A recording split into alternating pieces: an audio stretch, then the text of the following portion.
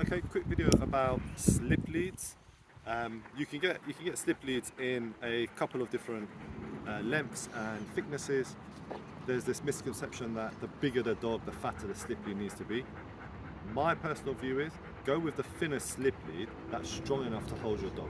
So if you've got a 40 kg, 50 kg dog, you want to get something that's strong enough if they were to pull off or they were to go for another dog or a car or whatever and react.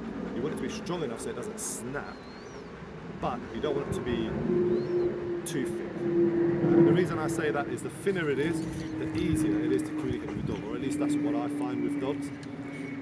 Okay, once you've got your slip lead, you always want to make sure that the part at the top is facing you when you put it on the dog. So if you're left-handed, if you walk your dog on the left, you want to put the slip lead on your dog. So this part is at the top. And when you pull, it's pulling towards you.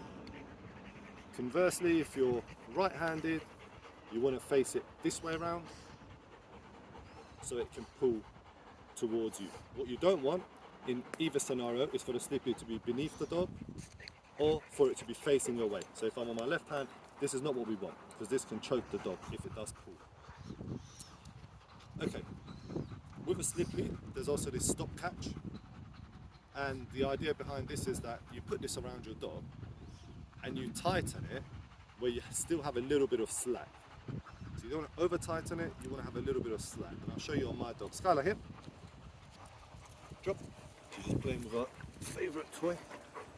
Here you go. So you get your slip lead. Skylar, sit. Good girl. Put it over your dog. Keep it as far up as you can behind the ears.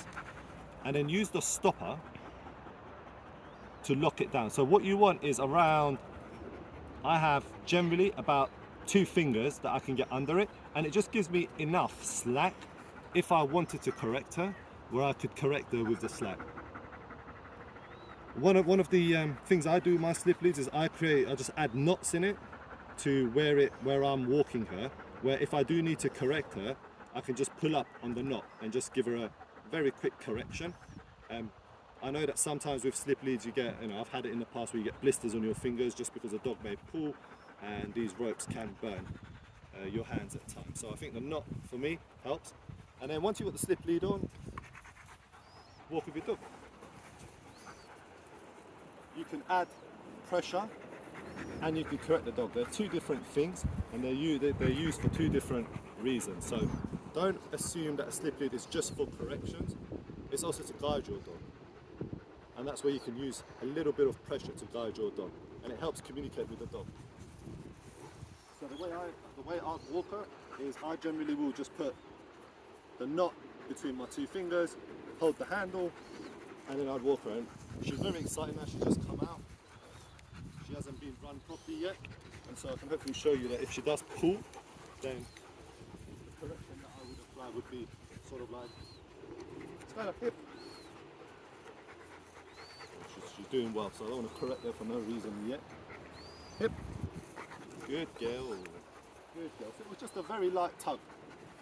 Always apply the correction a level above what they are doing in terms of how excited they are. So if your dog's super excited or reacting to something, then you want to apply enough correction that's just a little bit more. You don't always want to go from 0 to 100 on the correction with the dog. What are you doing? So hopefully that helps. If you have any questions or anything I can help you with, feel free to comment below.